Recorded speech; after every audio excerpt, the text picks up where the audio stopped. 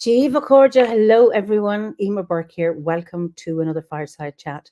And this is our Fireside Chat 129. And as is now customary, given the world we're living in, I will begin my chat with a prayer for peace.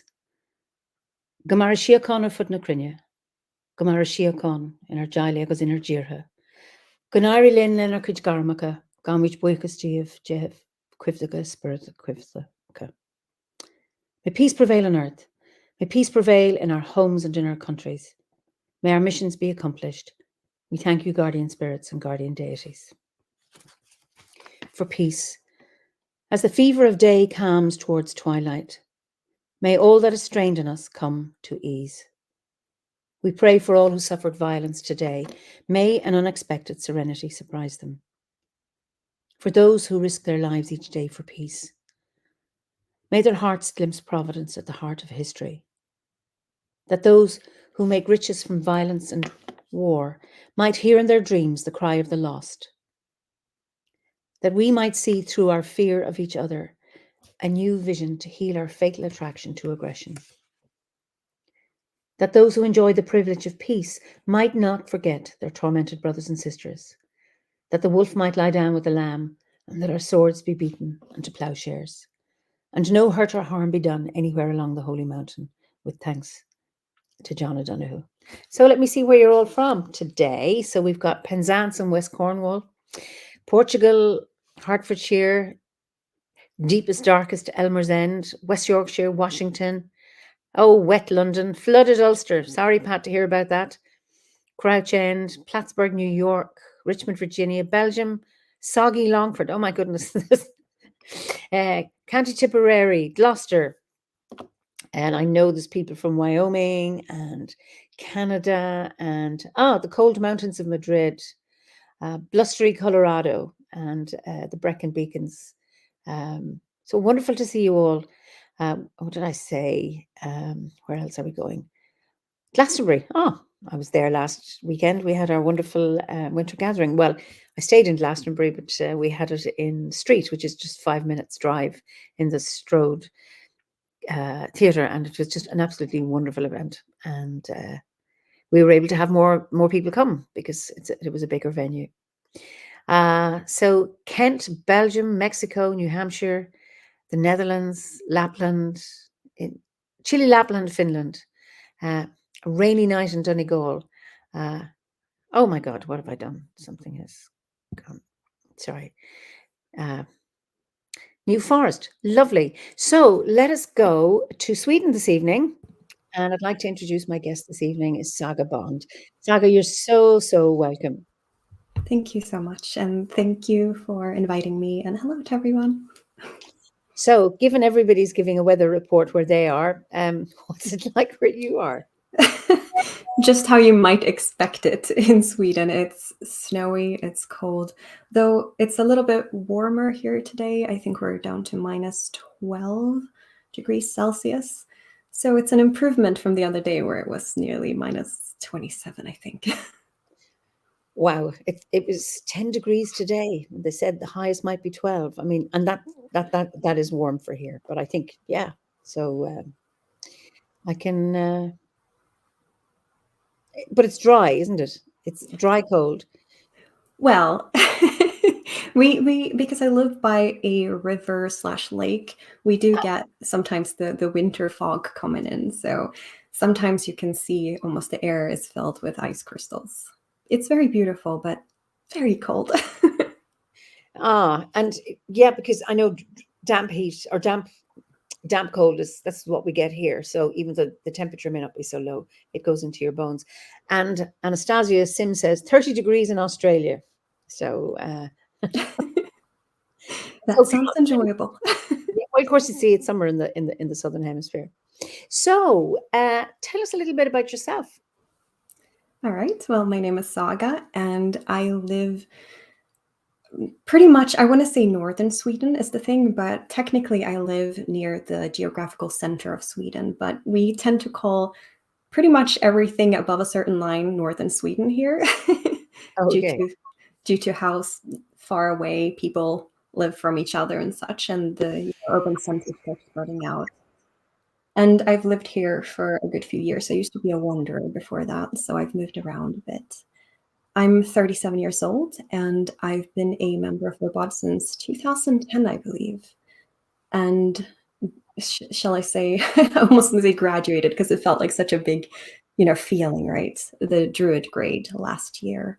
So it's been a journey, the grades have been a part of my life for a Mhm. substantial amount of time.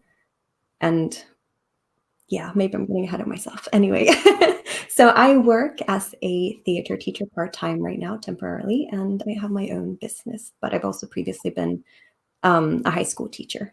Yeah. Just a question before we go on to what business you do. Julia wants to know, do you get any daylight at this time of year? Because I know we're coming up to the solstice. So what's it like?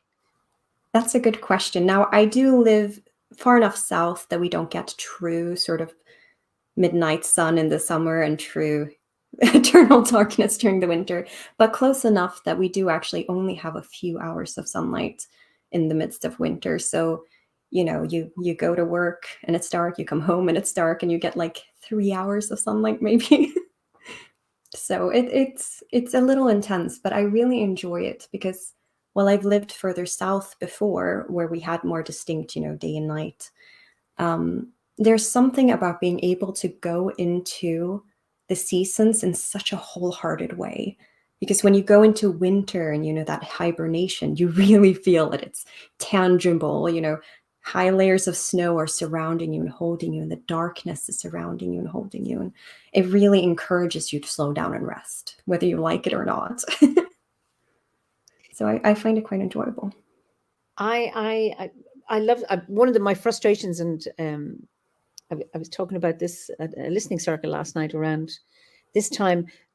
The challenge here, because of the busyness of this time of year, and how I want to go into the dark and be held, go into that cave and or sit around a fire, but inside and withdraw. And the world, the way we live, doesn't allow it. And it's that challenge between trying to live with the landscape and live with the season, and at the same time, you have to live in the world you live in.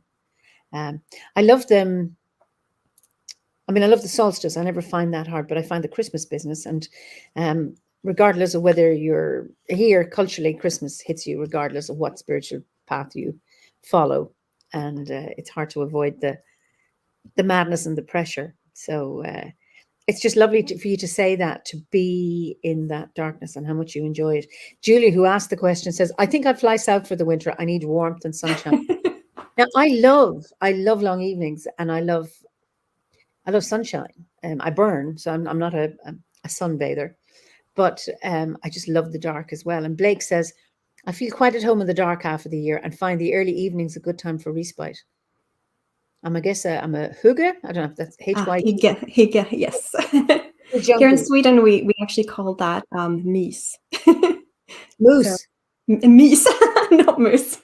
It's an MYS, and it's similar to the hygge concept in that it's a kind of a deep sense of coziness that you invite into your energy and your space. And it's a Scandinavian tradition with different names. Okay, so just tell us a little bit more about that. That's quite interesting.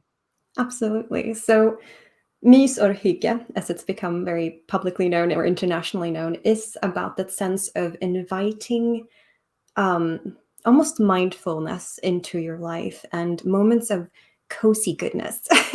So, for example, we have traditions that are called fredagsmys, Friday mys, where you're supposed to, gather with friends or family or, whoever, or alone. That's fine too. And, eat good things, maybe cozy up, drink warm tea or whatever you want, and just invite that feeling of, coziness. And some people, make it an entire lifestyle and an aesthetic of decorating their house in all sorts of cozy fashion. So Wow. yeah. And Francis, who's in Finland, says many folks do not understand how cleansing the wintertime is here in Scandinavia.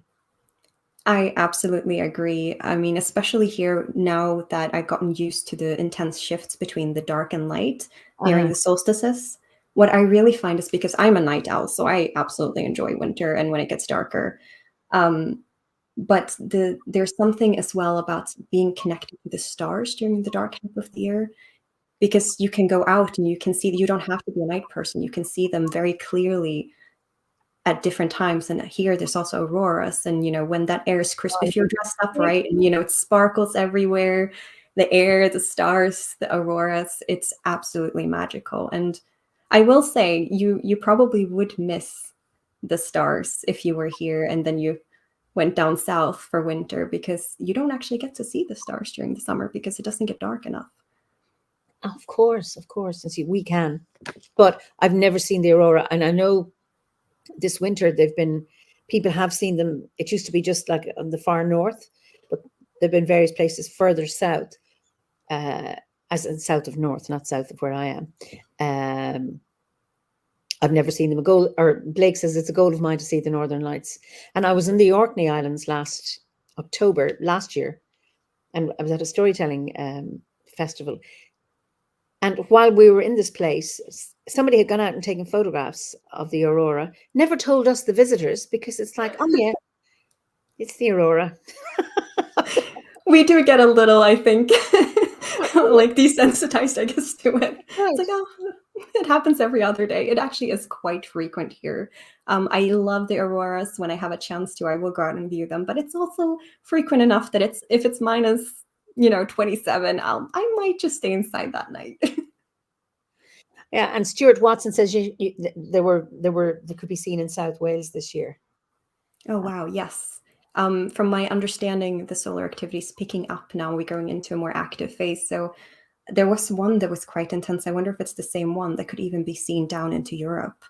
So you guys, your chances are increasing depending on where you are. So well, keep at it. Someday. Sandy wants to know, is the wheel in your background connected to Ariane Rod? I think she's referring to my spin wheel. Not really. So the thing about me is that I'm a Norse pagan and a Norse practitioner, and it marries very well into my Druidry, I feel, because especially what I always loved about Obod is that it's such an open approach. You don't have to follow a specific religious or spiritual belief. And, of course, Druidry, Celtic beliefs, and Norse, siblings, pretty much.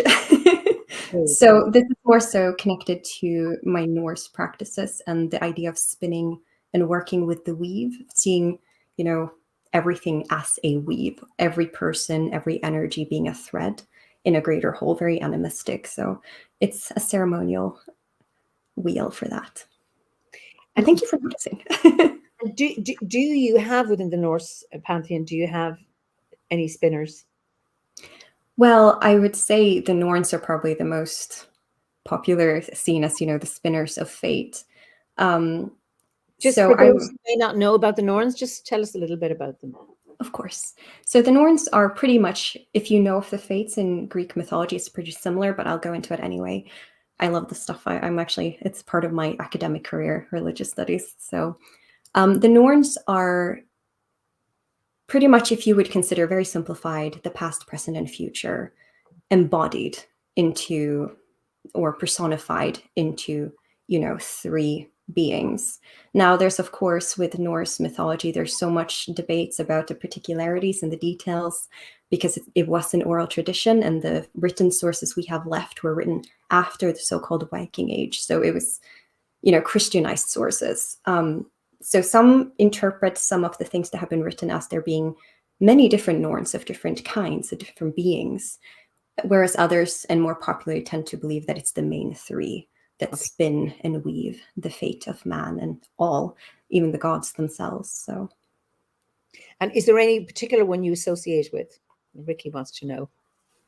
Out of the Norns, or in general for deities? I don't think so. I often relate to the Norns as a unit, because for me, and the way I relate to time and working with shamanic practices, there's not really this distinct beginning, middle, or end. It's like cyclical and it's intermingling. And, depending on how you work with the other worlds and such, that whole idea of like distinct time sections become pretty moot in my practice anyway. So I often pretty much consider them as a unit, personally. Sean Clancy, who is a caretaker, I think. Well, I like to call him that, a steward of Ishnok, that sacred site in the centre of Ireland. He says, "Oh wow, so like string theory, spirit and fate proven by physics?" ? Yes. Now, I'm not entirely learned in the ways of string theory, but I would echo that. And from, what we keep seeing, especially coming out of quantum physics and quantum science, it feels very affirmative, doesn't it? For any spiritual practitioner, it's like, yeah, that's different words for what we already know or experience. Brilliant. So, you said you have a business. So so you were a teacher and now you have a business. So what's your business?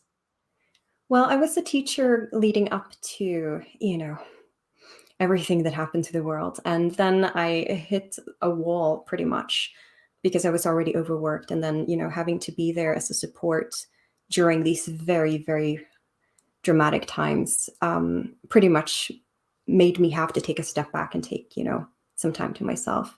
And it was during that time that I realized that it's now or never, to realize your dreams. So I decided to make a business out of this is going to sound really awful when you say it, but basically out of spirituality. And what I mean by that is I offer services such as divination and mediumships and shamanic practices, the things I've done my entire life, because I grew up with these things. This is something I was raised with and have grown up with since as long as I can remember.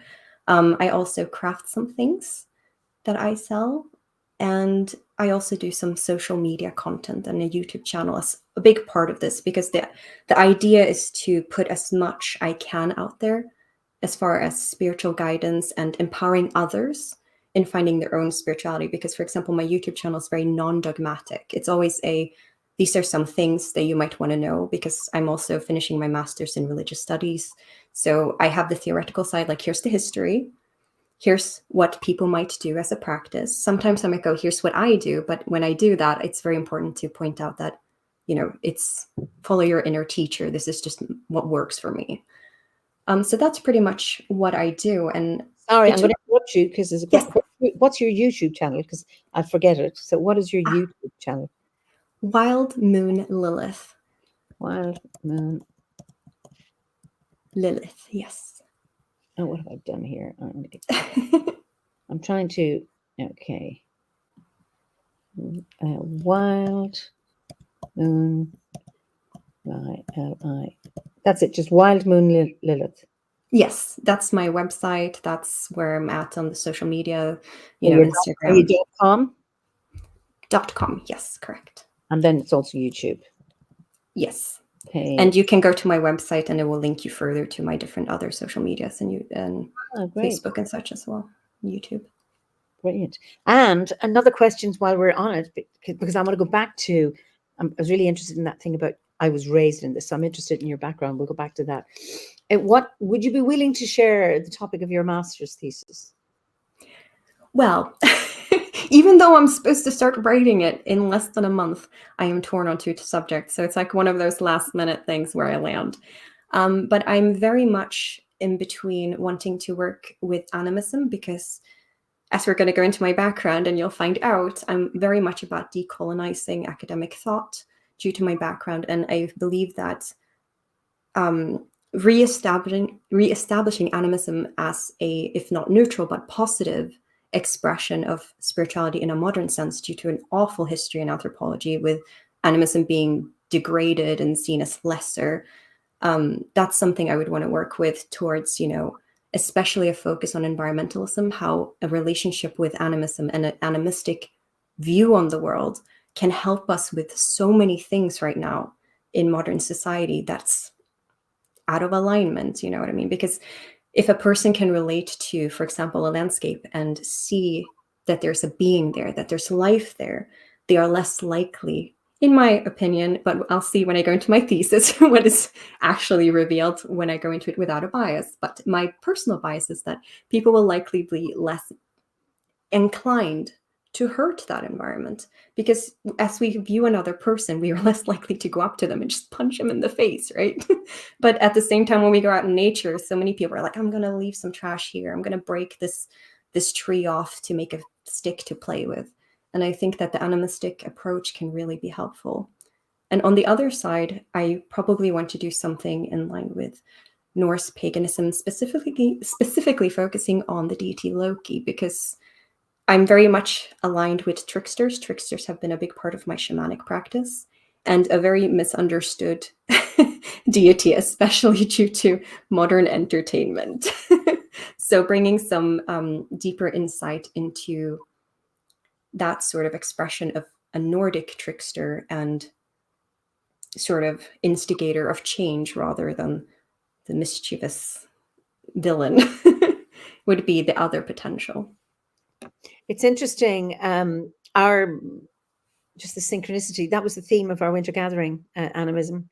Oh, there you go. Gordon McLennan, he's known as Gordon the Toad.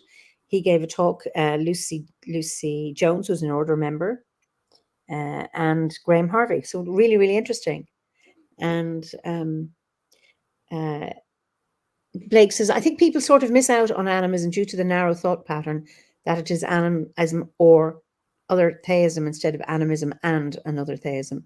I, for example, am polytheistic and animistic. I also know Christian animists. I think if more understood, there can be a synthesis. We could open a lot of people up to the benefits of animism. Absolutely, I would be theistic and animistic, and I just weave very easily between the two.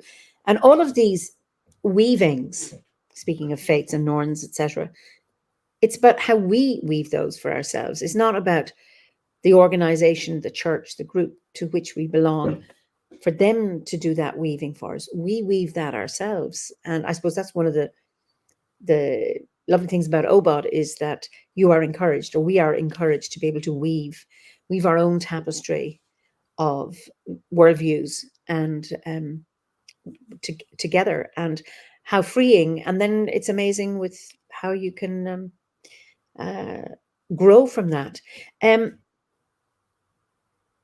Ferdiad wants to know. Now I can't pronounce this. This is like I see the comments here. So is that vulva?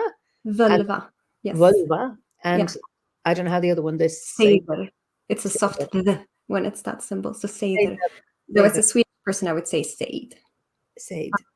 And yes, absolutely. So as I mentioned before, I do shamanic practice. The reason I say shamanic practice is because I'm trying to, in that work, to decolonize as much as I can and lessen harm that's been done historically, move away from the title shaman. Now, I might use it in contexts where I need to make myself understood in a very short period of time, but shamanic practice really is a nod to that I also am involved and considering myself a vulva and practice Seder, because that is pretty much a Norse expression of shamanic practices, at least in the way I embody that sort of practice.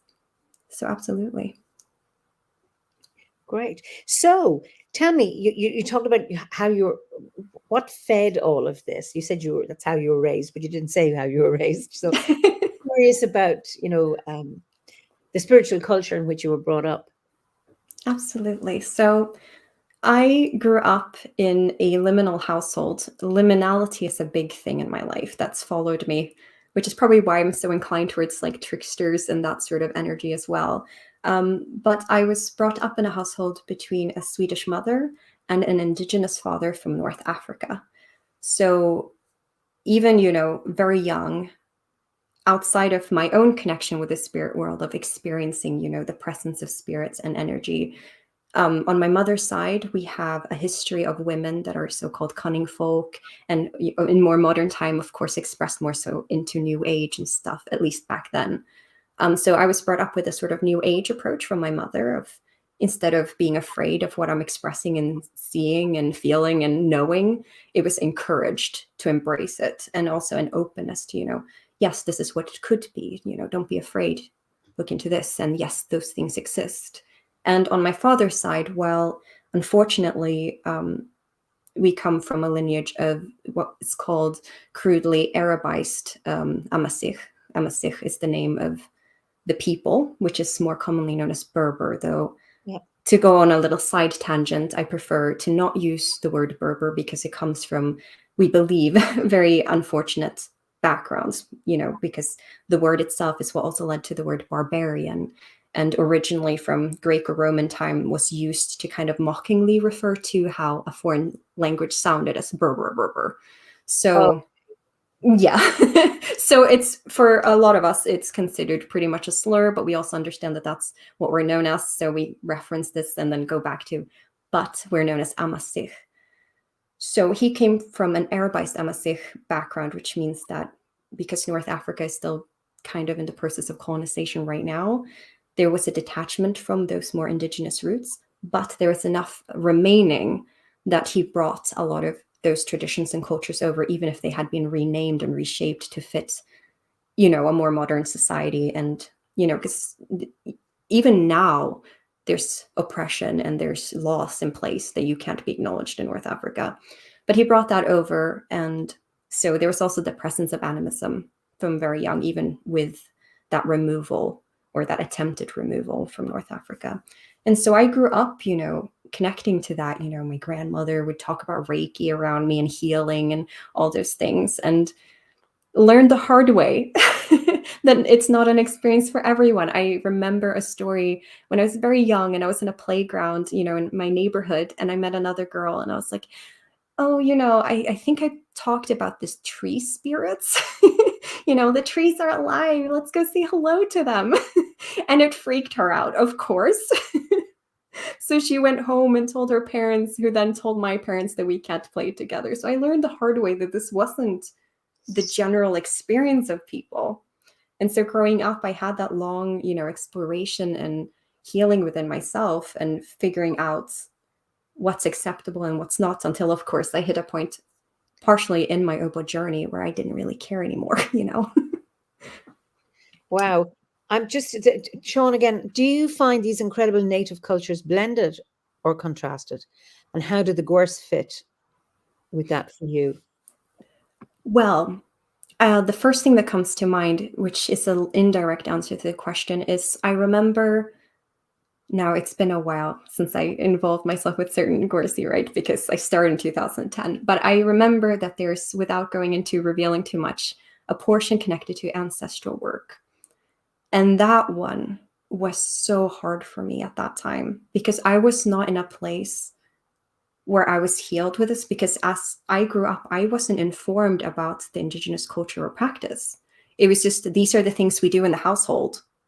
And then all I could label that as, when I then went out into Swedish society that wasn't this blend of cultures, was that's foreign. At home, this is foreign elements. This is not Swedish. And so for me, when I hit that point, I was still very much processing what actually had been taken from me and the disconnects and the hurt that was bubbling up. So I wasn't necessarily ready at that stage, which is why the journey also lasted for so long. But it was through my work with OBOD that I then finally was like, you know what? Connect to them in that hurt, connect to them in that pain, because they share it too. Yeah. And started to heal that. And so that, in the indigenous practices that I've since unearthed through, research and looking back and understanding, things that I, as a child, might have been like, I don't want to do that. That's just weird. I want to blend in, as a little kid, sometimes you do that, right? Unfortunately. But looking back, it's understanding, oh, this is an animistic expression. This is joy in music. This is community through music with a deeper spiritual meaning. So it definitely blends into everything else. So I usually say that my path is threefold because they all blend together in this beautiful weaving that seems to be the theme. Yes. So I definitely encourage anyone with indigenous roots, especially if you have, because as a modern person with indigenous roots, be it directly, from your parents or, a bit further back, there is this big wound that seems shared, as I've discovered talking to people from many different cultures all over the world. where there is that wound of disconnection, because whether the colonizing happened, now or 10 years ago or 100 years ago or 500 years ago, that at some point there was a disconnect, generally speaking, unless you're living in a very protected, sheltered community. And even then there's the issue of not getting to blend in with the bigger society while keeping everything.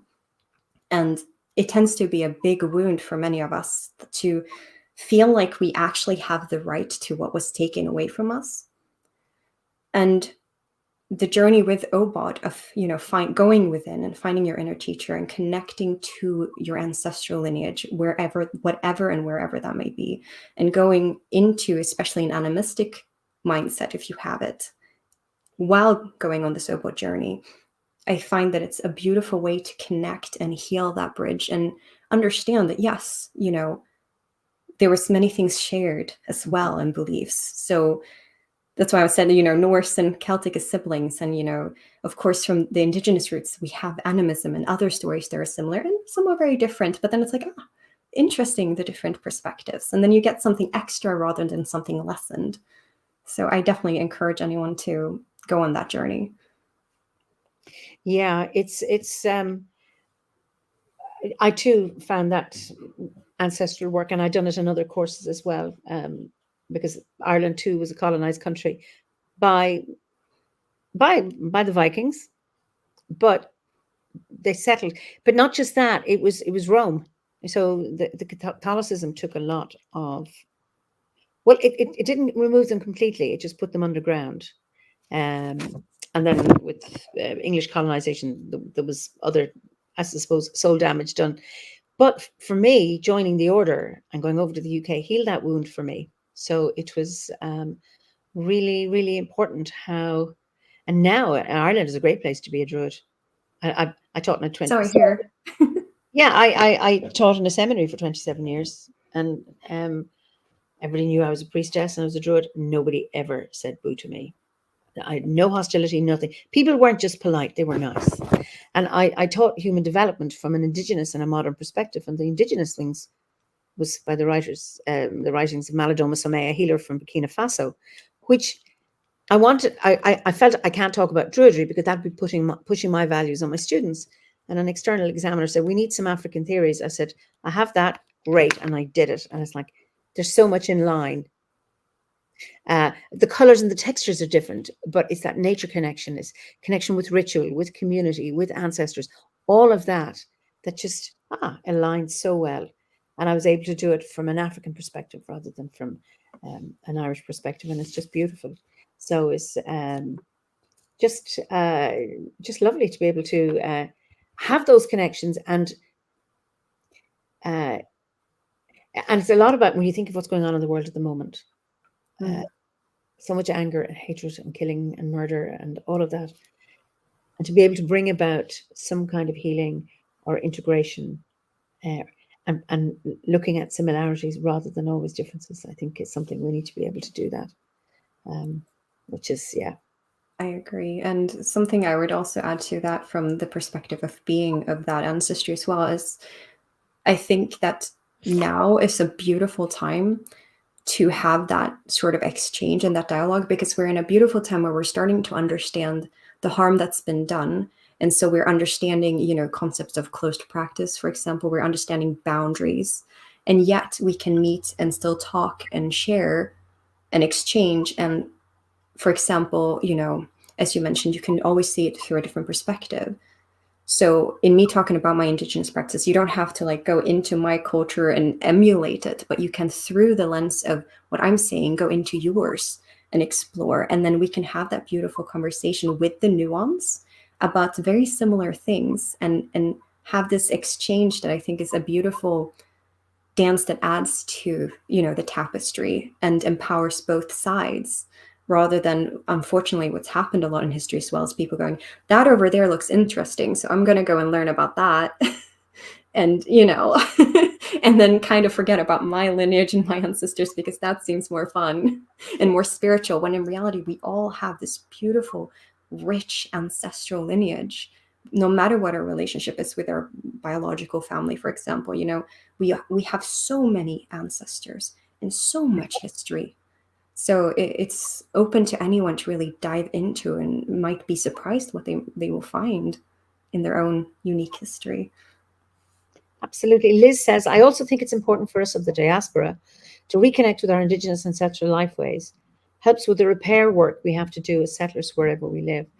And I think that's a challenge. It's a challenge for many people who are living on occupied land, as it were. And Absolutely. um, I and sorry, go ahead. remember, the colonization has perpetrated a wound on the colonized, but also people moved, Hmm. fled oppression, and brought that trauma Absolutely. with them. And in modern times, people travel. I suppose they've always been travelers, people who are curious and want to explore the world. Like you said, you're a nomad. I've traveled Hmm. around, and I've done it because I've been interested. I haven't settled anywhere. Here's where I belong. But then others who have been displaced for various reasons and then displace others, and so on and so forth, and how painful that is. And I think we have to make peace with the land and where we are. I Otherwise, agree. we will never have a sense of belonging.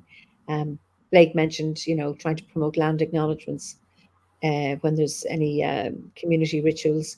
Um, there's so much. I mean, I don't know what we can do to heal the wound. There'll never be enough. But somehow, for all of us, have to make peace with wherever we are, and to connect with the spirits of the place we're on, even if they're not our ancient ancestral lands. But if people's ancestors have been there 200 or 300 years, maybe Oh, that's absolutely. that gives you something. I don't know.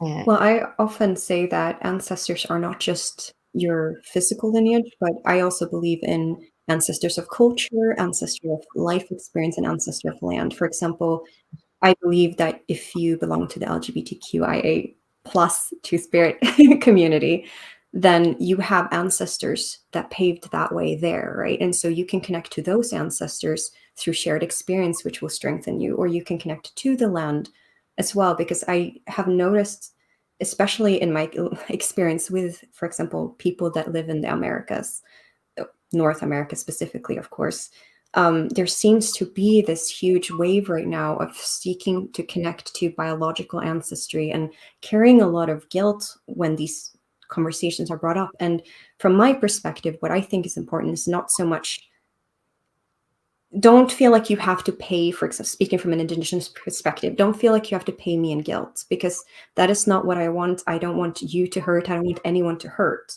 I want us to heal.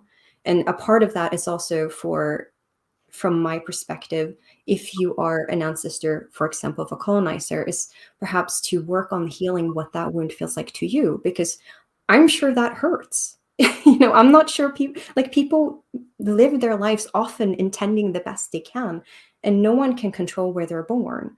And so you're not automatically guilty by that. When it becomes, in my opinion, a guilt is when you become aware of a situation and you choose to look away.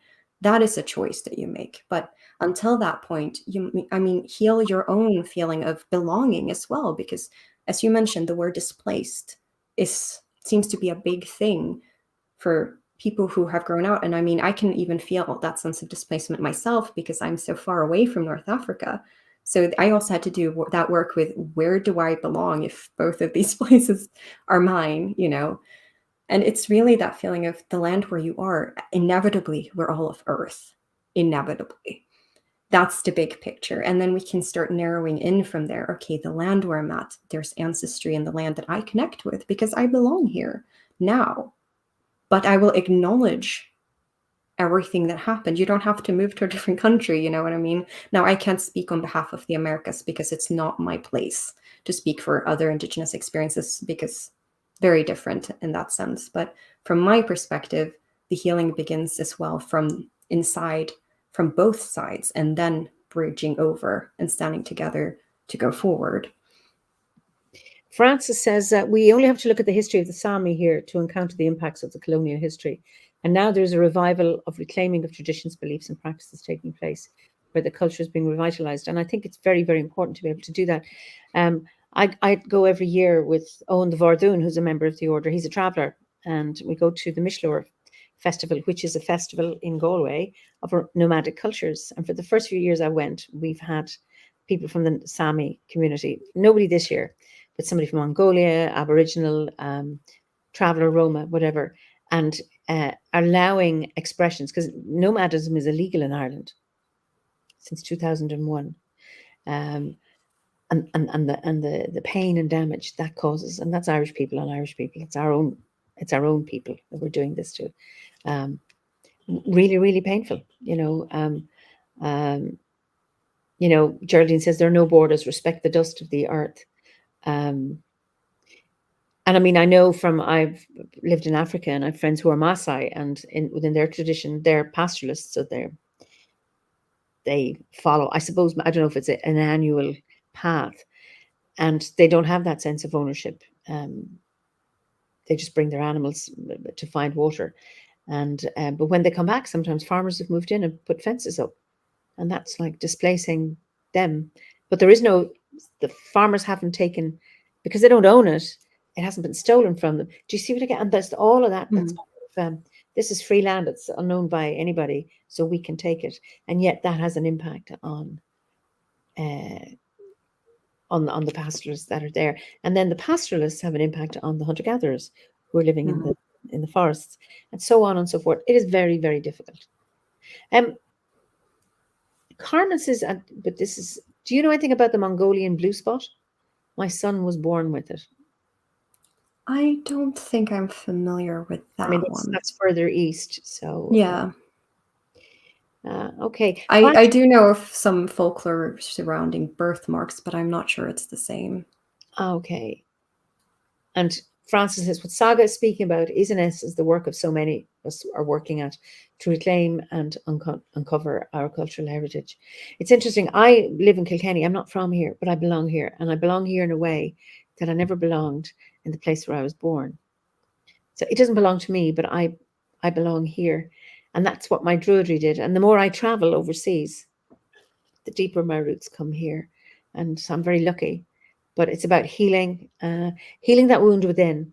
And I think recognizing, like you say, it's not just blood ancestors, but light ancestors, milk ancestors, land, the cultural ancestors that we have. Stephanie says, displaced is a good word for so many of us, and conflicted. We do need to move forward with healing altogether while acknowledging past wounds, but continuing with a sense of global community and acceptance moving forward. Absolutely. And I mean, that's where I think Druidry is so beautiful as a path as well, because there's so much work in connecting you with not yourself and your true sense of self and empowering that, but also connecting you with the land, because the closer we get to connecting with the land and really understanding, now I'm going to bring in my weave worldview here, but in understanding that we're, in a sense, just another thread in the weave, but also so needed in that weave, because if that one thread is gone, the tapestry is incomplete.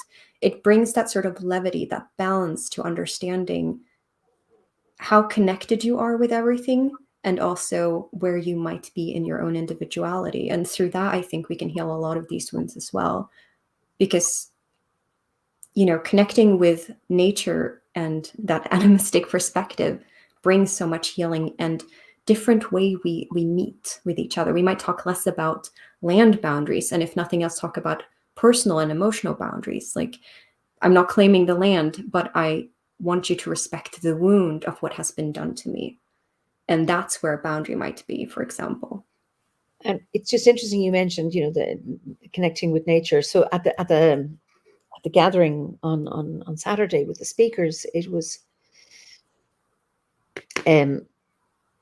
not to be talking about the natural world, because then we are objectifying nature when we are part of the web, and talking about the nurturing world. And I thought that was really interesting. And Gordon McClellan, he was quoting somebody else. I can't remember who the person was, but that this is a paraphrase, and a very crude paraphrase of what he said, that everything we consume contains a soul. Yes, absolutely. Yeah. Be it animal or be it plant. And there's something around, we are ensouled beings, and we are being consumed. We've got parasites and bacteria and viruses and fungi and everything living inside us that we feed, and we need to eat to feed them. And then we too become food to the earth. And there's something around having a sense of let's nurture. It's that what nurture means, not just feeding, but also holding and caring for. Something that I think we can do. That's Brandon, beautiful. I think ownership is a way we can feel some permanence. The existential tension is we own nothing and are dependent on each other, nature, which we are part of, whether we realize it. That's absolutely, and we can take nothing that we think we've bought with us. We leave it behind, and it's about that honoring the connection. Yeah, and I mean, connection is a key word in my spiritual practice as well, which goes back to what you were just speaking so beautifully about as well, because that's another thing I often see that, for me anyway, because of my background, I consider more so. Sorry about that. I'm just blocking. It's all right. Oh, anyway, I don't know how to. Anyway, I can't. Yes, I'll continue. But it really, let me find my way back there. So it goes with connection and pretty much understanding that instead of going into nature or connecting with nature, even though I use that wording myself, you see, it's so insidious. Even our language shows these traces, because for me, this is also this dualism that I'm about to address. For my background and my experience is a sign of colonialism that has been put onto me.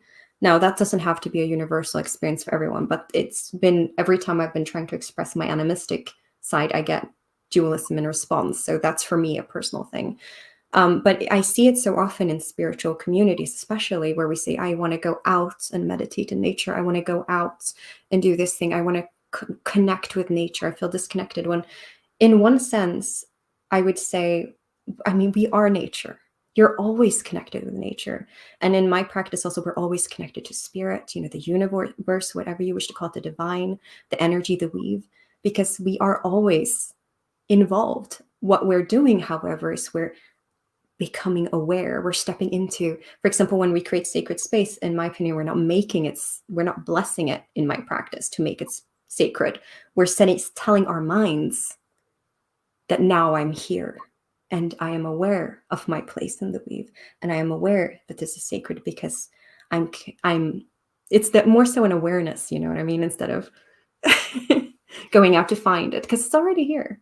Yeah, it's a reminder that it's there. Sean says these connections are so valuable that shared humanity, shared environment. It took so many millions of accidents of science, nature, and biology that any of us even exist. We're all miracles. This life is a miracle, and we're surrounded by miracles, but we fail to appreciate it until we connect with nature. Until we embody nature, maybe.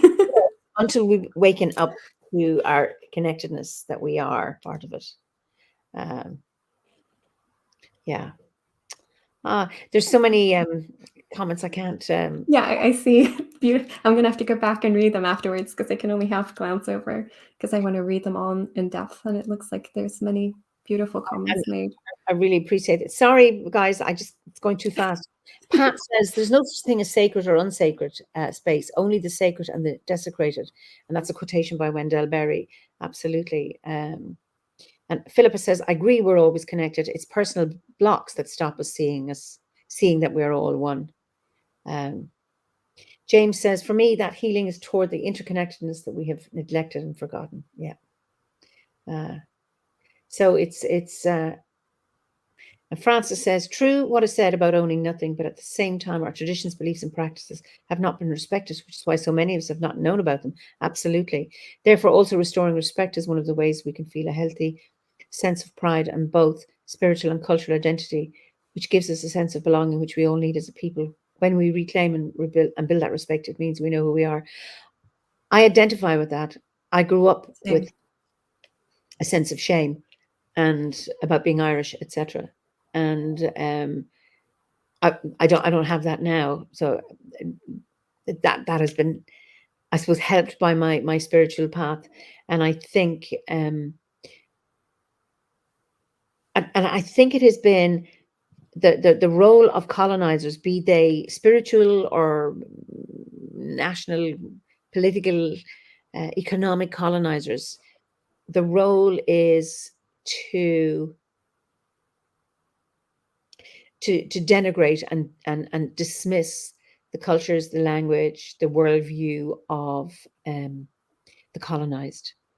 And it Absolutely. it doesn't take long, like a generation, to lose a language, to lose stories. It's in many ways it's fragile, and it's important to be able to, when we can reclaim it, and to respect others' need to reclaim and to honor it. Absolutely. And that's why I also kept going back to boundaries, because while we can say there's this interesting interplay, right? Because often, especially in spiritual communities, we tend towards the thought of we are all one in spirit, which, whether you agree or not, that tends to be a very common mindset, right?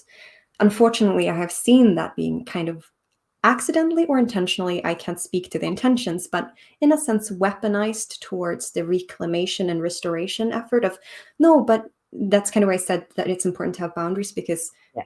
it perpetuates that I'm going to go there and take what I like because we're one in spirit. So it doesn't matter if that's echoing past colonizing behavior because I mean well. The thing is, so claimed the colonizers, right? We're bringing you civilization. We're bringing you Thing is, technology. We're bringing, exactly. and I do believe people often intend the best, but there's where that boundary comes in.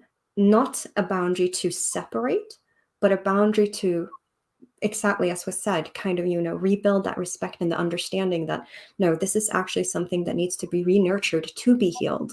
And as such, it's not necessarily publicly available in all senses. And, so there's still many people who are very angry and they'll be like, back off from this, stop doing that.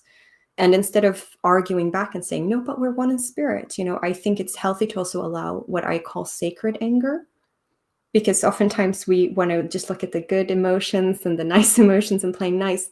But for a lot of us Indigenous people, being angry is liberation and is healing, because we weren't allowed to be seen and heard. And I recently wrote an article called The Unseen about this, because one of the main things that colonizers have done has been to try or successfully render a lot of cultures unseen and unheard. I mean, it's happening right now in Sweden with Sami, because, there's actions right now that are being done that are downplayed. For example, they just years ago, I don't remember the exact date now, I do believe it's 2 years ago, they burnt down a woman's traditional building on her land. Wow. Without telling her the first time. And then the second time they did it again because she rebuilt it, and they did it on Sami National Day. And they're just brushing it away like, no, it's because she didn't have building permits. She didn't feel that she needed building permits on her land to build her traditional structure. And it's things like that get downplayed, but no, it's not targeted. And then, you could argue that it's not. I'm not here to say whether or not it is. But it still remains that, that's an act of rendering someone unseen in a very visceral and very personal way, with wounds that you can often only understand if you've been on the receiving end of that. It's very dehumanizing.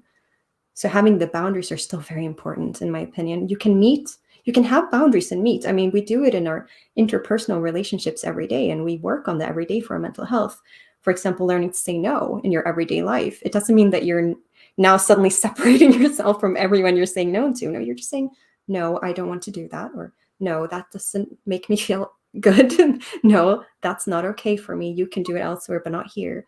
And those sort of boundaries are ways we can respect each other rather than feel like we're separating or fighting over it. Absolutely. I have to see if there's any more comments.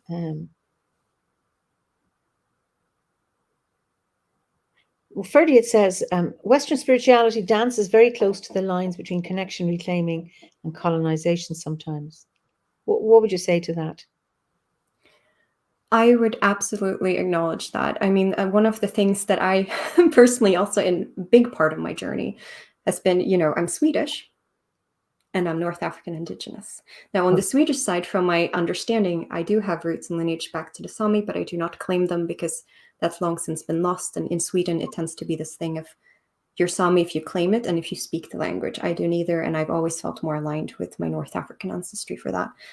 But you might understand there that there's one that kind of ties back to the most known thing, right? The first thing everyone probably thinks when they hear Swedish, which is Vikings, which, you know, was of course not a people, it was a role. They were raiders, and they went, and while not everyone raided, I should correct that, they were travelers. A lot of them raided. Some of them were merchants, or more so in that way, but they did a lot of harm, and that's idolized nowadays.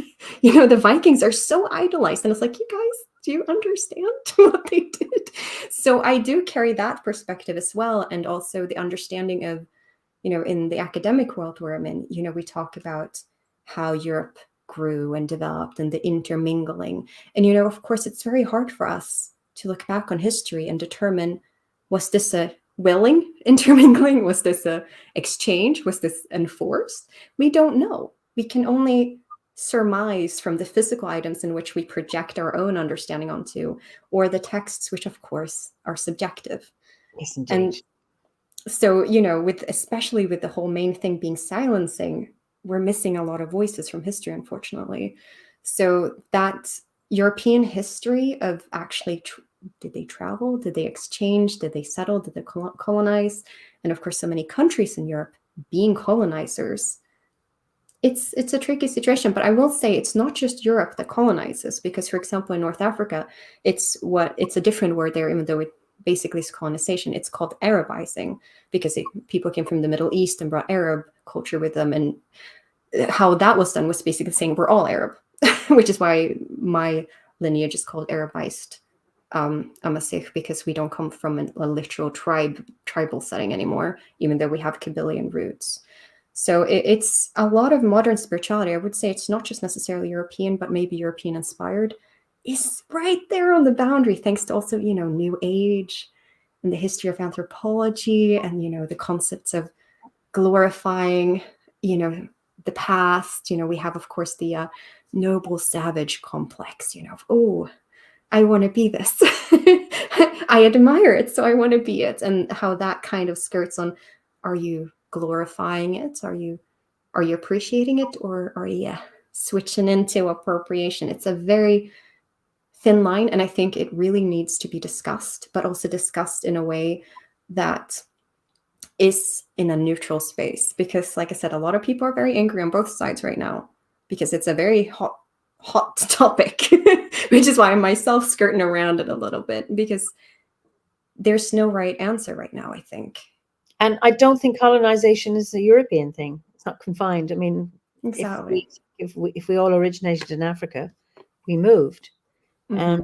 And there's been migration of people all over Africa. When you think of Polynesia, all of that, people moving, people have always moved to new land for whatever reason. And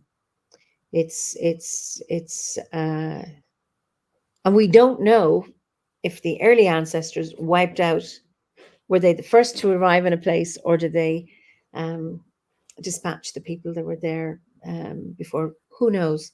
So it's I'm not condoning it. That's not what I'm saying, but it's hard to know where the boundary is. It's hard to know, and I suppose we will all carry somehow the souls of the colonizer and the colonized within our beings.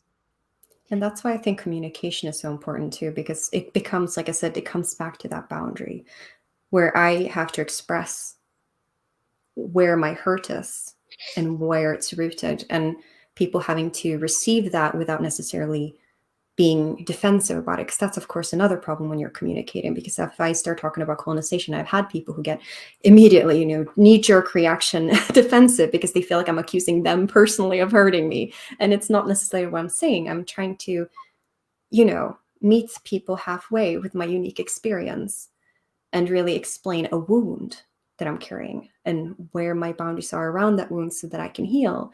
And of course, then the other people can also respond with their similar boundaries, and hopefully there we can meet somewhere.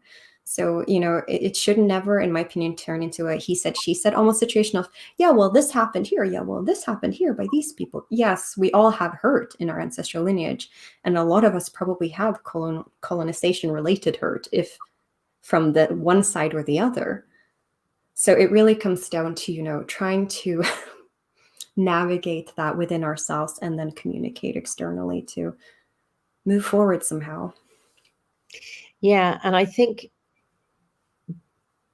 blaming people for what their ancestors did is yeah. Leslie says being a descendant of colonizers is hard too. I think yes, it is, and I think it is. If we're constantly blaming the descendants of the colonizers, when does it end? You know, how many generations does it take? It hasn't. It's not working, and I think, you know, guilt can often keep us on the straight and narrow. You know, it's not a bad thing, but it can also paralyze us, and we act out of guilt. We do stupid things out of guilt as well. Or we try to avoid it entirely and not look at the issue. So it's about having conversation again. Yeah. Yeah. And that's what I was talking about earlier as well, where I think that the healing comes from understanding that both sides carry wounds and that it's not about blaming or feeling guilt when responding. Like I said earlier, you don't have to pay me in guilt. I don't want that. I really don't want that. The only thing you can start doing is you can start deciding and make a choice for yourself in what you will do with your inner healing for your own ancestry and how you want to go forward, knowing this constellation that we find ourselves in modern society, because you can't be blamed for things that weren't your choice. You can't be blamed for where you're born or who your ancestors were. I think it's absolutely, you know, out of line to blame someone for that. What you can, however, start feeling a responsibility for is that moment when it's brought to your attention and you have to make a choice in how you will meet that very hurtful and very triggering, frankly, topic. Will you look away? Will you be defensive? Will you sink into guilt and feel like, oh, I can't write anything anyway, I don't even belong here now, which is not the answer, by the way, as we talked about before. Mm-hmm. Or will you try to resolve to go on that inner healing journey? What does ancestry mean to me? How do I resolve where I'm at? Can I make a connection to the ancestors of the land? Can I, maybe be an ally or supporter, or whichever word, there's some different values and emotional responses to different words, but can you somehow support Indigenous people, even if it's like hearing us? Because like I said, the biggest offense in a sense outside of the direct hurt is being made unseen. So just listening without like expecting, for example, don't go up to an Indigenous person, poke them and be like, can you tell me the entire ancestry of why you're hurt? Because that's another thing, right? We're not necessarily always educators in our pain. We have to also signal when we wish to engage, because it can be a very triggering like topic, and not everyone is in a stage or even will arrive at a stage in their own healing where they feel that their healing is through spreading the knowledge. They might want to go in and hold that boundary. So just being aware and communicating and working on yourself, on your own healing, because when you heal, I can heal too. We can heal together. Yeah. Absolutely. Pat says, I have enough issues in the present day without blaming individuals in the present day. Absolutely. And I think this is an important point. Understanding history does not mean perpetuating hostility. And I think it's very important. Absolutely. Francis says, I think this is why we need to recognize the wars fought here in Europe and further afield, and the colonial forces who sent many to their deaths. What we all share in common, regardless of what sides our ancestors were on, is grief and loss in relation to what has been. Absolutely. Yeah. And I think it's something, And what Pat says, I also just like the idea that colonized and colonizer can be recognized by racial groups. If your ancestor was a Victorian factory worker who lived in poverty and died of industrial poisoning at age 27, was he really connected to the crimes of the empire? A very good question, Pat. Very good one.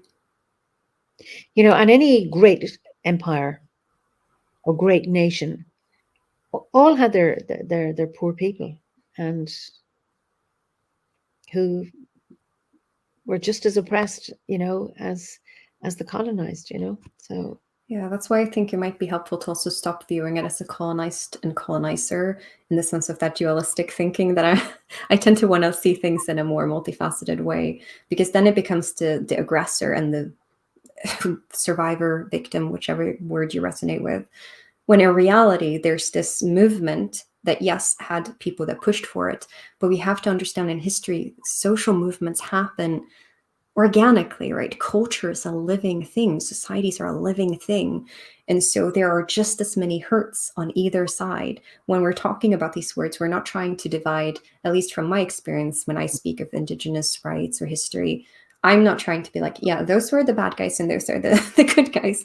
That doesn't help anyone. And it's so far from the complexity and beautiful, multifaceted diversity of life that I think that when we use those words, we also need to start understanding what we're saying. When we say colonizers, we're talking in reality to colonization and the people who perpetuated that, whether willingly or non-willingly. It's just like I said, most people in this life just want to do good.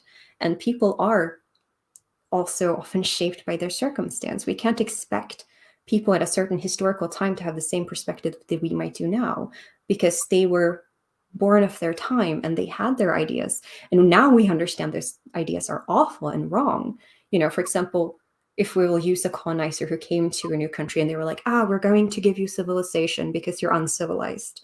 They might have genuinely, some of them, felt that they were doing good, that they were doing the Lord's work, or whichever rhetoric they used, or doing it by their king, their queen, and that they are genuinely doing something that benefits both sides. Oh, we will give you this, we will school you, we will give you the true religion, and you guys will grow, and then we can exchange some products. Like, we have to understand the absolute dynamic nature of life in processing this as well, and not just turn it into this side did this and this side did that.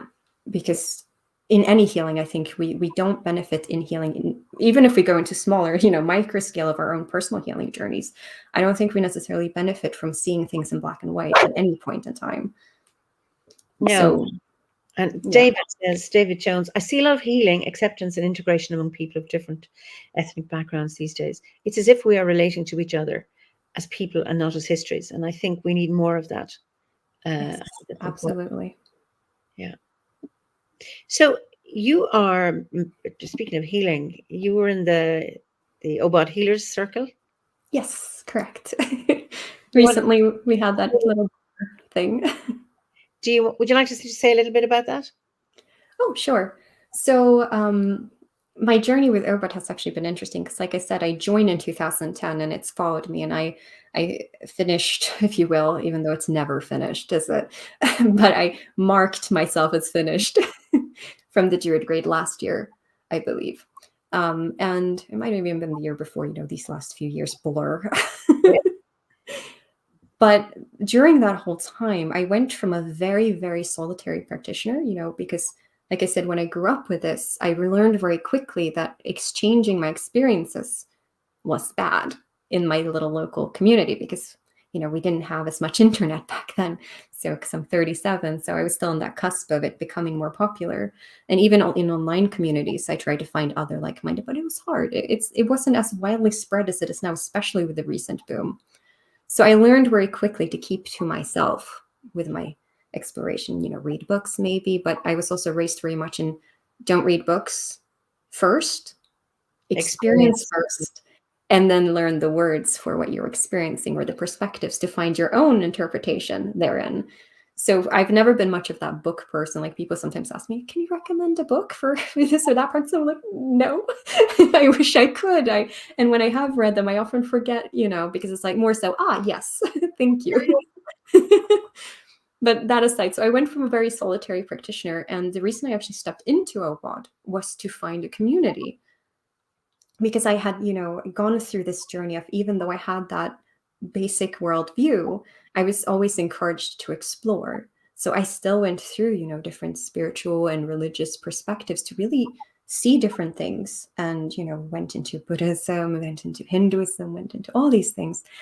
And I realized that I had never reached out to the Celtic connection, because at this point, while I, of course, came back to my Norse traditions, I was still trying to see what else was out there in this beautiful world. And I had this memory of mists of Avalon and such. So I was like, ooh, what's this about?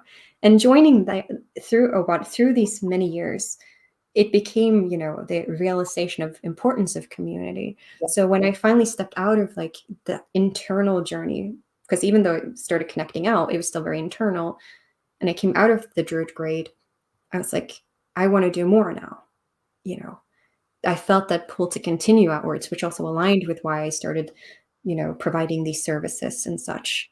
And in that, I saw, I believe it was the second ever healing circle public ritual. And I was like, oh, I want to do this. I need to reach out. So I, tried to look around how to do this. And I found out that it was Cian who facilitated and started this. And I reached out to her and joined in. And it's a beautiful experience. Well, my life has been hectic, so I haven't been able to attend as many as I wanted to because we have our own inner meetings right in between the public ones.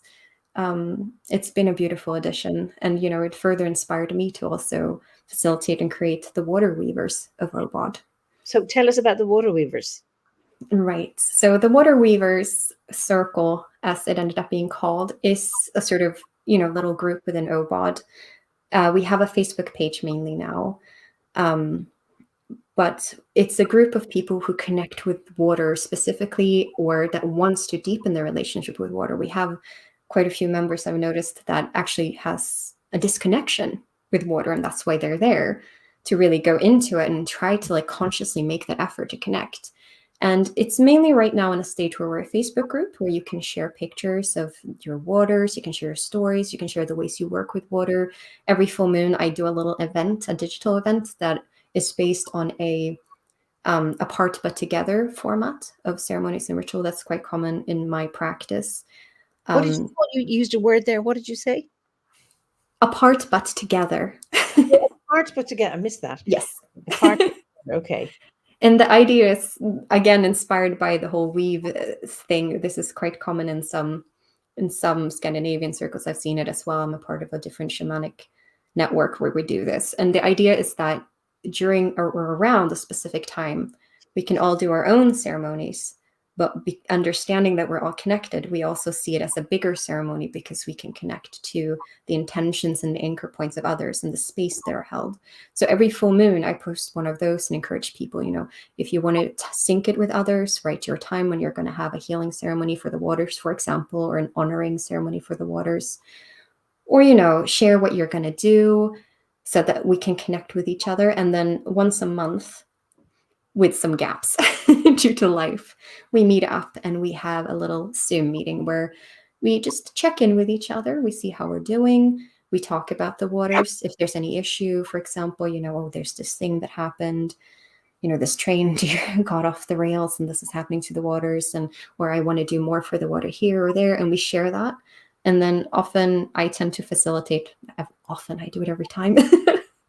I tend to have a meditation as well, where I guide us through our grove or whichever place we feel anchored to spiritual shared space of the Water Weavers, where we, depending on what spirit, and when I say spirit, I mean like the weave, basically, the universe, the forces that inspire me to do, I will do a theme. So it might be like, let's send some healing out, or you're receiving something. What is it you're receiving? Or you're meeting a water creature, have that exchange, kind of like with the bear ceremony as well, where you met a creature or a spirit that brought you something and that you brought to them as well.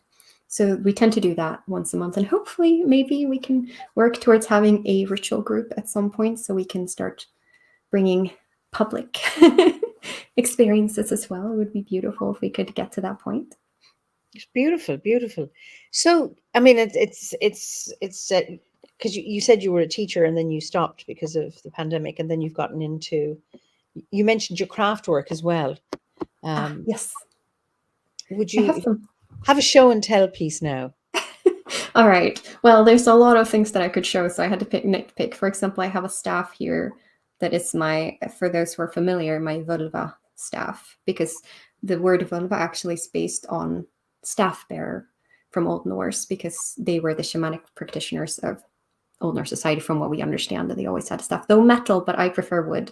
You see, it's the druidry blending. You their name again? You said it very quickly. Can you say it slowly? Vulva. The Vulva. So the thing that was written before, yes. okay. V and then a Swedish letter with 2 dots, like an O with 2 dots, L-V-A. Almost like Volvo, but not quite.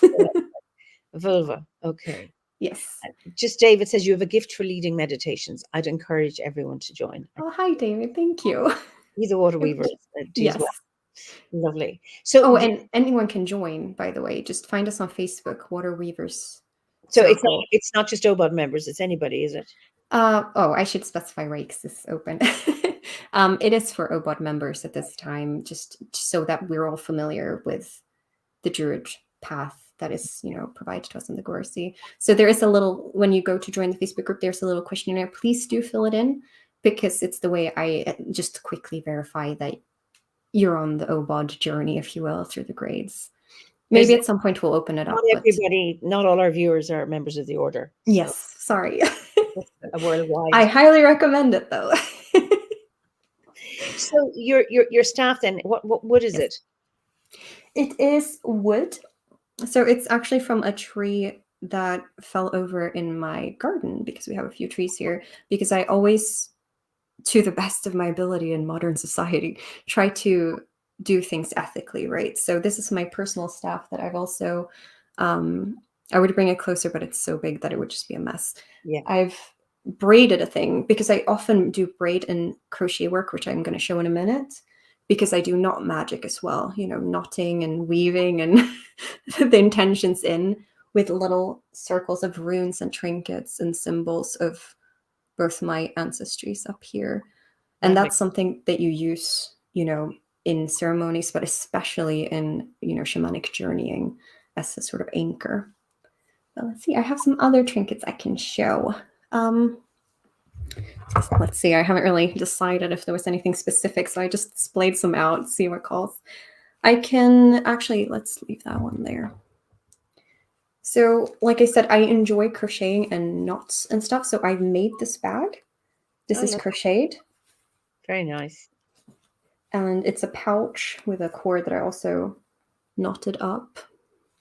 And this one in particular is for one of my rune sets that I also made, because I enjoy working with clay and wood and such. And we will see if I can open it up, or if the runes are not wanting to make an appearance today. So here's some examples of the runes. Okay, and is that on wood or clay? That's on wood.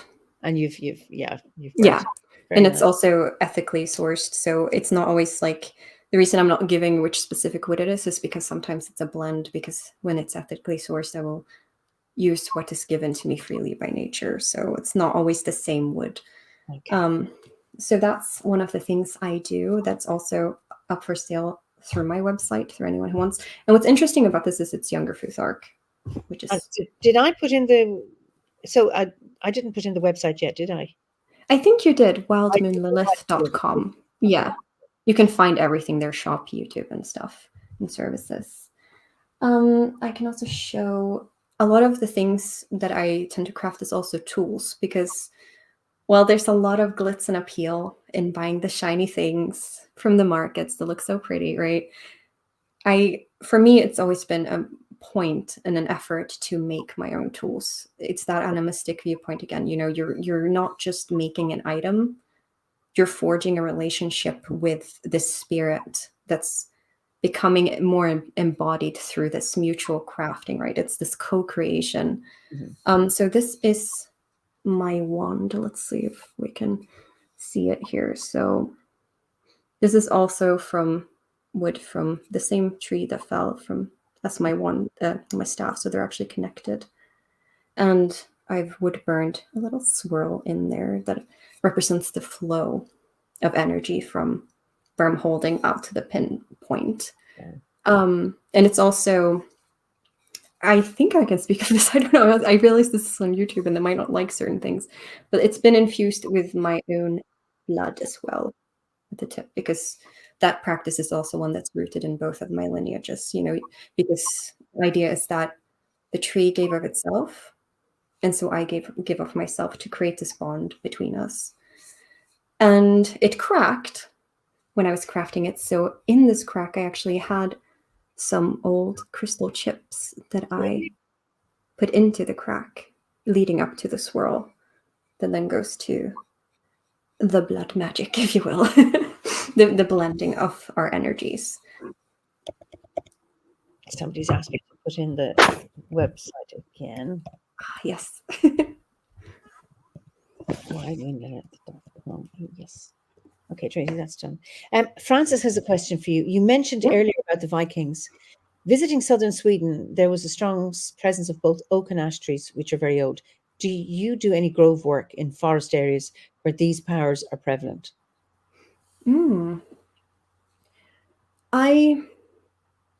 That's an interesting question, because I realized I never described the landscape here. Oh, you didn't. That's right. So I guess I can briefly go through it, and I promise I will get to the question. Okay.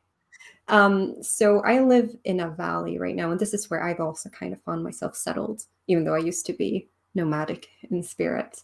And it's a valley surrounded by mountains and forest with something that looks like a lake, but it's actually a river that goes from the Baltic Sea all the way to the Atlantic. You know, I seem to be drawn to liminal spaces. And we have an Iron Age mound just 5 minutes down the road almost, you know.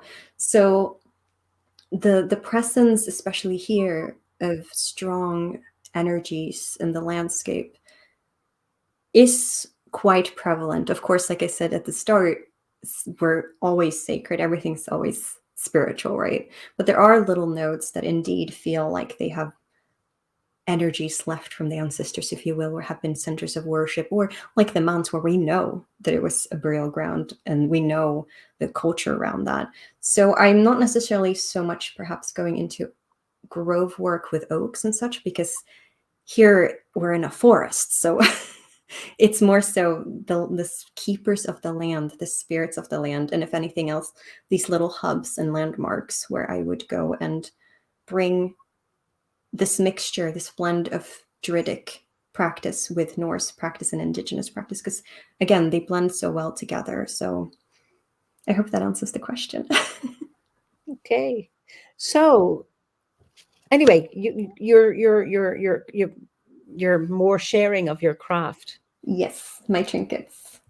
So here we have this. Actually, it's interesting. It almost ended up accidentally this way. On this side, I have some clay things that I've crafted, and here I have some wood things, because what happened is on my journey with Druidry, I started with clay. Okay. And then I landed on wood rather than the other way around. Of course, I still used the two, but I can show some of the older stuff I did from my actual bardic journey. So this is quite a while ago. And this, for example, is a mask I made out of clay. Oh, that's beautiful. And painted. Because I really wanted to embody, you know, it was at the start of my bardic journey. And I really wanted to make something with that bardic creation that embodies the nature within us. So is it heavy to wear because it's clay? Yes, there's no breathability in this. So it ended up being very much as an aesthetic piece instead of a wearable thing. But it was very... I love the colors. Oh, yeah. Thank you. I love autumn. So it seemed a natural choice to me. So that's some of the things I would do. I also, during that journey, for example, I'm not making too much noise around the microphone, but I would make pendants that look like this, right? So this is also clay. And is that metal that's in the almond symbol and the Triskel? No, ironically, it's a paint. So it's all clay, and I painted a metal color. I made a little elevated things and very painted nice. it. Lovely. Beautiful. Thank you. And I also make like the beads myself from clay, and then, you know, I do the knotwork. So I do many things from scratch. You know, I have god statues, as we call them, or god poles technically in English, that, and like deity things, devotional things that I've done as well from scratch. And let's see, oh, this is one I'd like to share. This is one of my favorite pendants that I've made. This is a devotional piece. Yeah. Because I am indeed a pagan, and so it's a devotional piece to a deity. Okay. And it's made out of wood, and then wood burned inspired by rune stones. So it's like a dragon that swirls around a snake, depending on your interpretation. And then there's rune writings of different kennings, as we call them. It's very fine pyrography. It's very, very fine work on a piece of wood. Thank you. And Sean says, that's incredible artistry. Very nice. You're very talented. How lovely. That's quite a talent. Love the wand saga. Oh, thank you. I actually recently decided to start sharing these as well with others. So I have opened up on my website wands and rune sets and pendants for custom creation. But if you do want something that's quite custom rather than, you know, me connecting to spirit and kind of, you might say which deity and then I'll do the rest. If you have a very specific design, for example, then please do mail me first so that we can back and forth, just so it will be nicely done. I also sell these on my website. It's macrame crystals with a rune. Oh, lovely. Very nice. For pendants. So beautiful, beautiful. Thank you. So yeah, I just the bar question. Now, yes. Hold on a second. Truly beautiful pieces. Stephanie says, I love the shop on our webpage. So she's already gone there. And Sean says, have you done videos of how you created these? It's such an inspiring skill. Oh, thank you. No, actually, I will admit that I'm still in the stage where I'm actually awkward to even talk about creation. I have done a lot of work to even share it because, you know, it's one of those things that alongside my spirituality from childhood, I was very creative. You know, you can see the hair. I'm a very creative person when it comes to my expression, but it's always been something I've guarded. Yes. But it's always been brilliant. And it just because that is something you might like to consider. David wants to know, do you shop to other countries? Yes, I do ship internationally as far as I know. I haven't had any issues yet. I have shipped, you know, to the US, to the UK, to different European countries. So if there's any issue, you know, just mail me if there's something that doesn't pop out right on the website. I check my mail and, you know, I enjoy the interaction anyway. So just shoot me a message if there's something that's not available. And I do even have on my website, you know, because I have some courses that I'm going to start up. And I have, you know, of course, the services of divination and such, because that's a big thing as well within the path of being a vulva. You know, some people believe you shouldn't sell these things in some spiritual practices. However, specifically in Norse and also indigenous practice, it's actually a skill that were historically something that was given for an exchange, not because it's a greedy thing, but because there is the belief of exchange. Yep, absolutely. So that was a hurdle I had to work through myself when I decided to do this, because I've always wanted to do it. But, you know, there's so much shame that we get given when it comes to wanting to live off something like this, because it should be free. But like, you know, anyway, you can mail me if there's anything you're missing from there, or if there's something you see that you want me to craft for you that's not listed. Yeah, so a unique, beautiful flow of creativity. That's from Geraldine. Beautiful items, Liz. Flavian says, beautiful work. There's a message from Devourer. I think he's Michaela or Michael. Tell Saga she needs to join us at the Yule Blot. I have no idea what that is. So, Hi. I passed the message, but I don't know what a Yule Blot is. Right. So it's Blut is basically yeah, Blut. Not blot. Okay. No, I quite like that. It's kind of endearing to call it a blot. Well, it's basically an Old Norse word that is used by modern heathenry practitioners, if you will, or Asatru, whatever you want to call it. I tend to say Norse paganism. There's many different reasons for choosing different words. And Bluts are basically our offering ceremonies or otherwise ceremonies, and Yule, of course, being Yule. So, hi, I know them. You know where one is that you can go to? Yes, I know the specific one that I'm being invited to. I'll see if I can. Well, you're getting support for, you know, free charging. Exchange is very important, says James, and Carmen says your time isn't free. Absolutely. I appreciate that. I know I went through phases of crafting stuff and selling them, but I was below a minimum wage. You know, it always took me longer. That's the thing. I mean, I try to price myself even with my services that I've like had a lifetime so far to hone. I try to still charge it approachably because it's one of those things where I want to provide the service I want to make a living off of it, but it's that balance, because it's a tricky subject. It's one of those that I'm sure anyone who does anything spiritual for a living will resonate with. It's very shamed, and it's very hard to work yourself out of it. All it sometimes takes is one comment of like, why are you doing this? Because unfortunately, there's so many people in that use spirituality to unfortunately scam. That is a reality that Oh, anyone who works in spirituality will have to deal with. I mean, they're ripe. I mean, I can't go almost a week on Instagram without someone being like, hey, your ancestors want to talk to you. And I'm like, if they do, they know where to find me. So thank you, but no thank you. So, I think so, but all crafts charge, all right. skills, your doctor, your milkman, your butcher, the farmers, all get some kind of recompense for what they do, and that's also important work. Yeah, it's an equal exchange. We used to offer food and hosting for, the spirit workers of the past. Now the equivalent is money, because that represents the time and energy that someone put into their craft to then trade to my craft. Back in the day, you would have probably given me a rug that you crafted, and I would have given you Thank my you. divination. Right.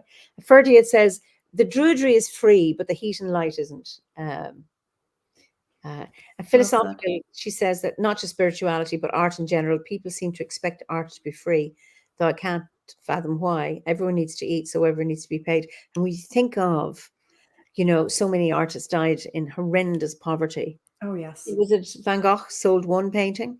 And when you think the crazy money that people spend and sell his art, and all the money they make, he didn't. So yeah, and Liz says society traditionally supported their spiritual workers.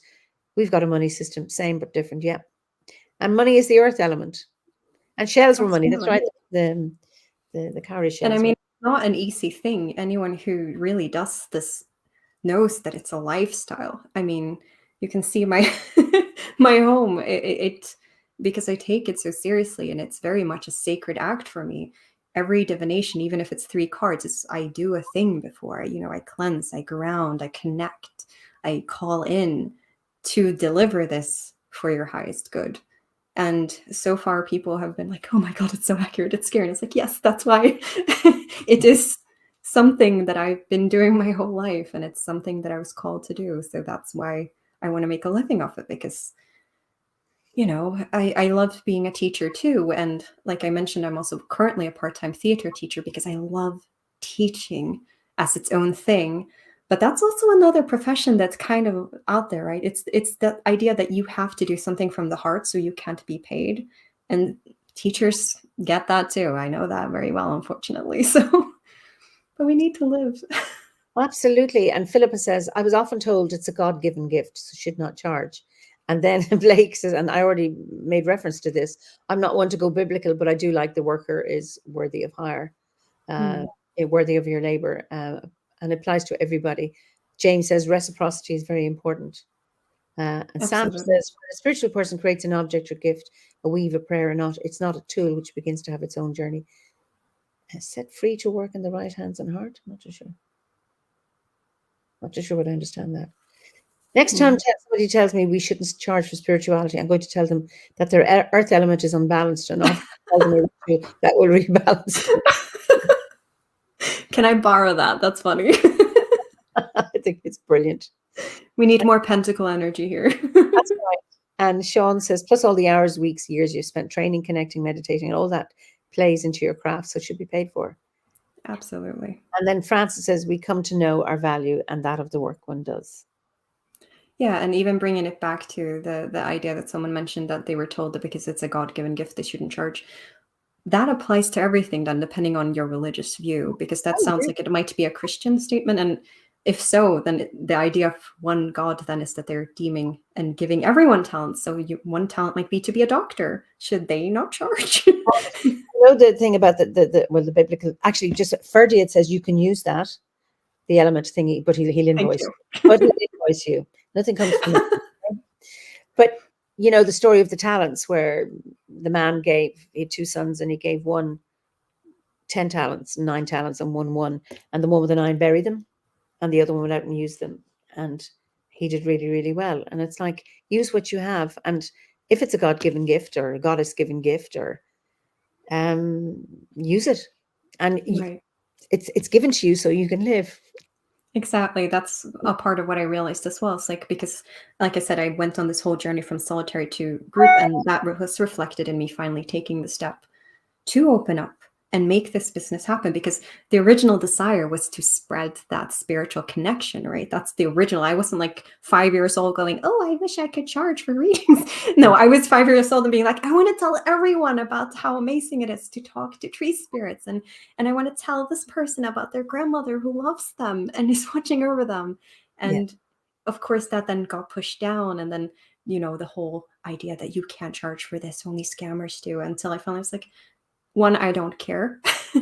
And two, I have this for a reason. Why should I just walk around and have it for my benefit? If anything, that feels more selfish than to spread that message that's being channeled. Because I mean, it's cooperation. So it's not just me, right? It's me connecting to spirit, be it deity, divine, spirits, to connect, to go through. So.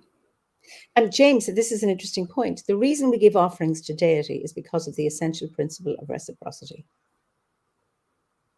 Absolutely. And like I mentioned before, a big point in my spiritual practice is connection and co-creation. And the thing is, because I've grown up with this, and because, I've gone through a lot of heavy spiritual things too. I've gone through a fair share of shamanic initiation in my life. I have gone through, I nearly died when I was born, and that's the smallest one, so I've gone through a lot of liminal spaces, a lot of near death, a lot of these heavier things that have initiated me for this path that I was called to, in, being able to see and connect with spirits and sense divine, guidance and such. These are things that, while it sounds like cool when people first hear it, if you're into it, it's such a journey, and there's been so much wound and so much tears and so much everything. It's not this, oh, I can do this and it's so fun and great. It's literally a honing of someone through a path that brings you somewhere. And in the end, what that means is that connection that I have has been built up, and I want to help. Like, I'm not here to just provide answers. I'm here to, inevitably, my goal has always been to help others connect to spirituality. Like, if they come and get readings from me and then they take off on their own and start doing their own readings, perfect. That's like the teacher in me. That's like, that's kind of what I want, even though that's not benefiting me at the end of the day, financially and physically. That's what I actually want. I want people to feel and understand their part in the weave and go from there and deepen. A lot of the readings that I do are like focused on spiritual guidance or connecting. And really, like, for example, I don't have love readings listed on my website because that's not the sort of reading I want to do. I want to, help you connect so that you can then inevitably start hearing your intuition and be like, yes, this is what I felt. So next time you might not have to go to me and hear from your guides that you were onto it. Next time you might be like, hey, I'm going to listen this time, and then so on and so forth. So inevitably it is, I see it as less of like I'm charging for readings, and I'm really trying to, in a sense, be a teacher in a different way, but without that sort of. Yeah. Pat has a question. How would you advise us to separate the genuine worker from the charlatan scammer? I know both, but if you don't know them personally, it can be hard to tell. Right. So there are many different answers. Some would claim that the higher you charge, the more genuine you are. I'm not one of those believers because I kind of go against that. What I would say is the biggest red flag, if anything, is, well, there's two big red flags. The first one is if they reach out to you first. I don't think I've ever heard of if they do it for free, right? If they genuinely get a hit and they're like, I need to tell you this, it tends to be for free. But often most diviners, such as myself, we don't go around peeking into everyone's business. We learn very young to shield because otherwise we get overwhelmed. And we also learn very early a sense of privacy. Because like I mentioned, as a little tot, or I told someone about tree spirits, and that had a very negative consequences for me. And there were many of those experiences where you learn, oh, privacy. Not everyone sees this and experiences this. I shouldn't comment on this person's family member from the other side because they will get startled and upset with me. I've had very visceral reactions when I was young to some of these things. So we shield. So we don't necessarily, unless there's something really important, get that ping to contact you. So that's the first one. If you get someone telling you, oh, I have a message for you, you have to pay to get it. No, don't do it. Absolutely don't do it. If anything, if you are a little worried, state out loud to your spirits, guides, to your ancestors, to the divine, whatever you connect with. Say, if this is true, bring me the message through other means, because they will get to you if it's that important, right? For free. The other one would be the language that they use when they give you readings. Like I said, my goal inevitably is to connect you with spirit. And I'm very non-dogmatic in the way I do that. So I would never be like, okay, so I don't necessarily operate with the angel concept, but let's say I wouldn't go, the angels are here and they tell you to quit your job and go and educate yourself something. In my experience in 37 years, that has never happened. The spirits never come and tell us, you must do this. Most often, the message is, we're here to support you. We're here to confirm that feeling that you had. We're here to let you know what that sign meant. And you're offered this path ahead, but you don't even have to take it.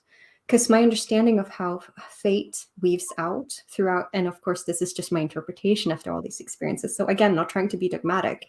My experience is that there are key events in our life that will happen. What we can then sway within this weave that the Norns weave, or the fates, or whichever you resonate with, is how we get there, how quickly we get there, or how slow. Because inevitably you might have a lesson waiting for you, for example, or a love waiting for you.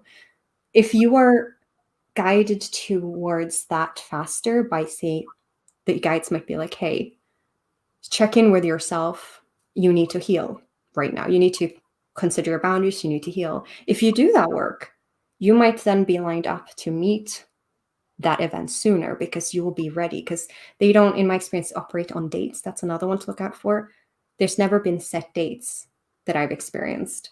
It's always a life event triggered. When this happens, that can happen. Yeah. And if there's any sense of, you have to pay me for more, I would say don't do it. Like, if they're like, oh, I can sense a curse on you, you have to pay me to look and clear that. Like, no, if they're trying to sell you the next one in their current one, then they're not doing their job right, because you're giving the message, they give you the message. Then if you feel inclined to explore that or go deeper or go into something else, that's you. That's your calling. It should always be initiated from you at the end of the day. Quite. So it's, I think that's a really good answer. We're coming to the end of our time. And my last two questions that I always ask, and we could have talked about so much more. And yes, it's been lovely. It's 11:15 where you are, or is it a quarter? Are you 1 hour or 2 hours? One. Well, so yes. Late. And what is your favorite season, and what is your favorite ceremony to, on the wheel of the year? Okay, well, they coincide. So my favorite season is autumn. Again, that liminality. Yeah. And paired with being a night person. It's the time of letting go. It's the time of things not being as they seem. It's the time of, there's so many lessons. And of course, the thinning of the veil that we're all very familiar with, leading to my second one, which is Samhain. Yeah. I mean, it's this beautiful time where, ever since I was a child, of course, even though their spirits are always present in different ways and different layers, in different realities and realms, it is true, in my experience, the thinning of the veil. So what used to be kind of like scary, even though I was encouraged, turned into this beautiful time of really feeling the presence, no matter what their intentions are. Some are a little more mischievous, some a little more nicer, but it is that presence of everyone gathering this one time. And a fun fact, I actually got married on Samhain, so it's also my anniversary now. Yeah, because I wanted anniversary. Lovely. Yeah, thank you. It's in front of all the spirits, so. Saga, it's been such a joy talking to you. I'm just going to read a few comments before I let you go. Liz says, very succinct checklist to weed out the charlatans. Thank you. James says, sad to see this session come to an end. It's been a great time together. Thank you, James. Julia says, gosh, this has got so fast. I could listen all night. Thank you so much for an interesting conversation.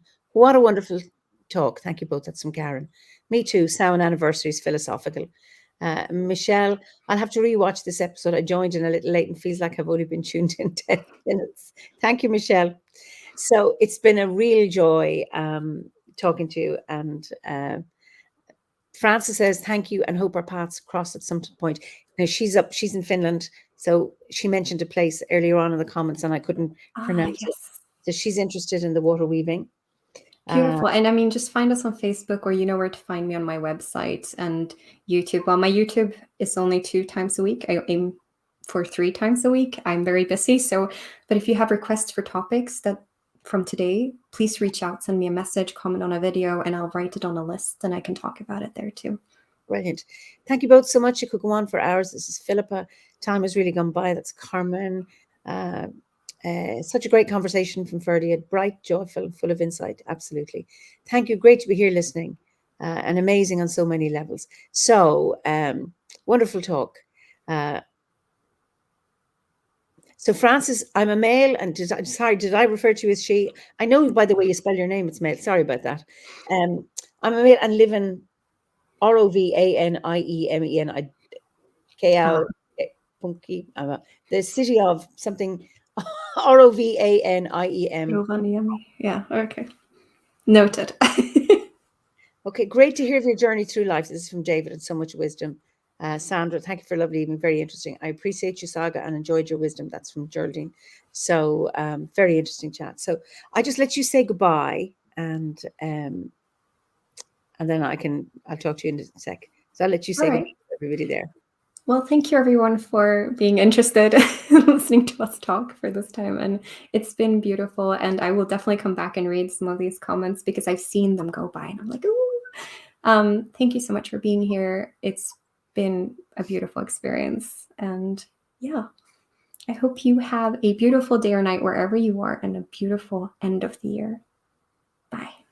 Okay, and I just think Charlene has just joined us from New Zealand. It's tomorrow morning there, anyway. But good morning. in the summer. Anyway, I will chat to you in a second.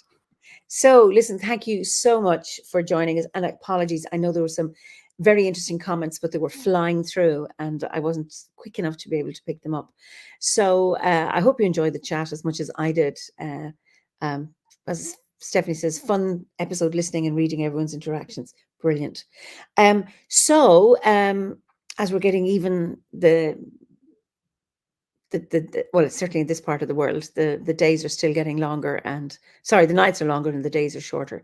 And as we're heading towards the solstice, may the darkness wrap you in her protection. And I look forward to seeing you next week for another Fireside Chat. So until then, slán go fóill.